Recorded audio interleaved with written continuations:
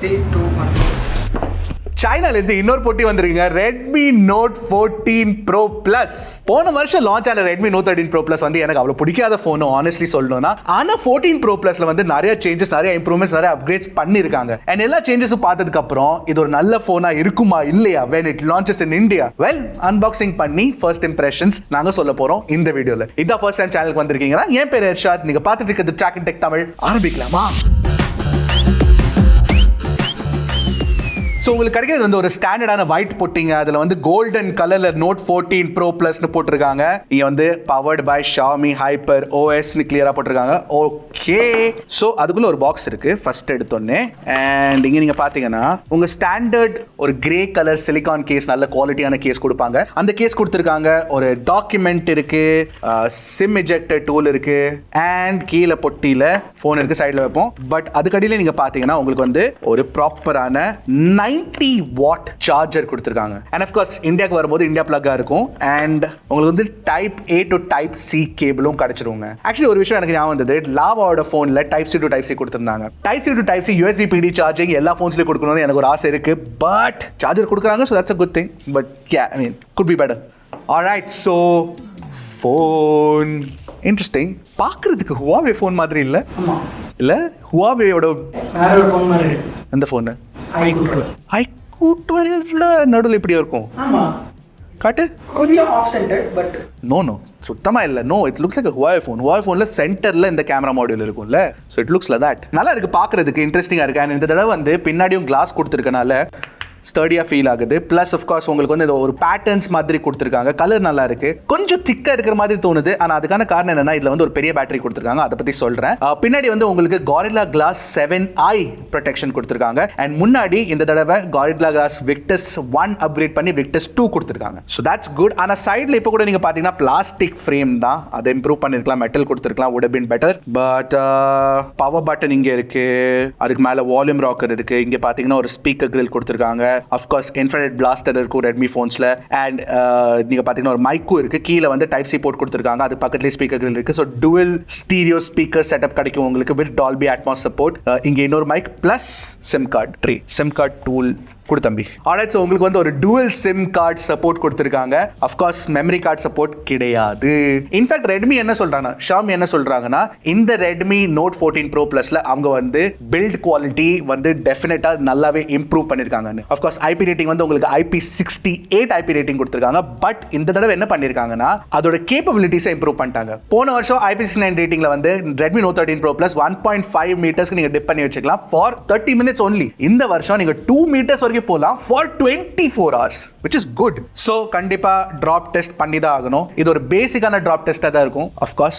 so 3 2 1 டமால் டுவில். Actually விழுகும் போது எனக்கு அவ்வளோ பயமே வரல. It's fine. Front okay, back வேணா. ஓ, ஸ்கிரீன் ப்ரொடெக்டர் இன்ஸ்டால் பண்ணி கொடுத்துறாங்க. ஃப்ரண்ட் ஓகே, பேக் வேணா அப்படின்னு அர்ணவ் சொல்றான். That's what she said. alright, நாங்க ரெண்டுமே போட்டு பார்த்துருவோம். ஐ மீன் மேல இருந்து கீழே. No problem. Back is also okay da. So sturdiness பொறுத்த வரைக்கும் கண்டிப்பா Redmi Note 14 Pro Plus நல்ல இம்ப்ரூவ்மென்ட் பண்ணிருக்காங்க. டிஸ்ப்ளே பத்தி பேசலாமா? டிஸ்ப்ளே பொறுத்த வரைக்கும் Note 13 Pro Plus க்கு 14 Pro Plus க்கு அவ்வளவு பெரிய டிஃபரன்ஸ் இல்ல. பட் ஸ்டில் இருக்கு சின்ன சின்ன டிஃபரன்சஸ். ஃபர்ஸ்ட் வந்து உங்களுக்கு 6.67 inch சைஸ் தான். ஆஃப் கோர்ஸ் கர்வ் டிஸ்ப்ளே கொடுத்திருக்காங்க. பெசல்ஸும் ஸ்லிம்மா இருக்கு, பார்க்கிறதுக்கு ரொம்ப அழகா இருக்கு. சின்னதான பஞ்ச் ஹோல் கொடுத்திருக்காங்க. நல்ல பியூட்டிஃபுல்லான டிஸ்ப்ளேங்க பார்க்கிறதுக்கு. ஆஃப் கோர்ஸ் 1.5K ரெசல்யூஷன் இருக்கு, 120 Hz ரிஃப்ரெஷ் ரேட்டும் கொடுத்திருக்காங்க. PWM டிமிங் ரேட்டிங்கும் இருக்கு, பிரச்சனை இல்ல. ரெண்டு விஷயம் என்ன அப்கிரேட் பண்ணிருக்காங்கன்னா, ஃபர்ஸ்ட் வந்து பீக் பிரைட்னஸ் 3000 nits பண்ணிட்டாங்க இப்போ from 1800 nits. and உங்களுக்கு வந்து அந்த இன்ஸ்டன்ட் டச் சாம்பிளிங் ரேட் கொஞ்சம் இம்ப்ரூவ் பண்ணிருக்காங்க. so Redmi phonesல வந்து ஜெனரலி Dolby Vision சப்போர்ட்டும் கிடைச்சிரும். so Netflixல HDR playbackல தார்மாரா இருக்கும். இன்ஃபேக்ட் டிஸ்ப்ளேயோட quality is very very good. எங்களுக்கு ரொம்ப பிடிச்சிருக்குங்க. அது மட்டும் இல்ல, ஆஃப் கோர்ஸ் பிரைட்னஸ் அதிகமா இருக்கிறதுனால நீங்க வெளிய எடுத்துட்டு போகும்போது சூரிய வெளிச்சத்துல இட் லுக்ஸ் வெரி நைஸ்.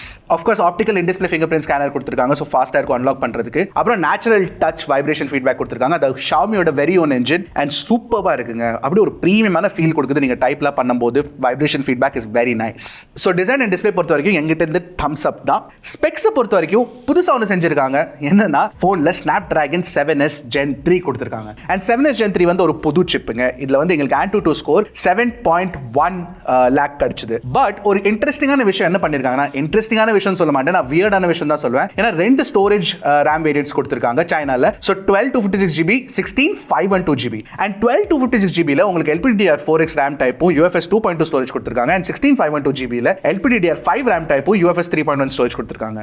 இது ஏன் இந்த மாதிரி ஒரு டிஸ்கிரிமினேஷன் பண்ணணும்னு அவசியம் இருக்கா? அவசியமே இல்லை. இந்தியாவுக்கு வரும்போது Xiaomi கண்டிப்பா ரெண்டுத்துலயுமே LPDDR5 RAM டைப் UFS 3.1 கொடுத்துருங்க. ஏன்னா அதனாலே உங்களுக்கு வந்து AnTuTu ஸ்கோர் கம்மியாக கிடைக்கும். ஆஃப்கோர்ஸ் 7s Gen 3 உங்களுக்கு 7.18 லேக் AnTuTu ஸ்கோர் இருக்கு. அண்ட் போன வருஷம் இந்த Redmi Note 13 Pro Plusல உங்களுக்கு வந்து MediaTek Dimensity 7200 Ultra கொடுத்திருந்தாங்க. அண்ட் அதுல வந்து 7.17 இருந்தது. ஸோ வெரி சிமிலர் ஸ்கோர்ஸ் தான். ஆனா நீங்க அந்த UFS 3.1 வெர்ஷன் டெஸ்ட் பண்ணி பார்த்தீங்கன்னா அதுல உங்களுக்கு கண்டிப்பா AnTuTu ஸ்கோர் கொஞ்சம் அதிகமாக கிடைக்கும். அரௌண்ட் 7.5 lakh வரைக்கும் வரணும். அப்புறம் கேமிங் பொறுத்த வரைக்கும் நீங்க பாத்தீங்கன்னா நான் ஜென்ஷன் இம்பாக்ட் ஆல்ரெடி பார்த்தோம்.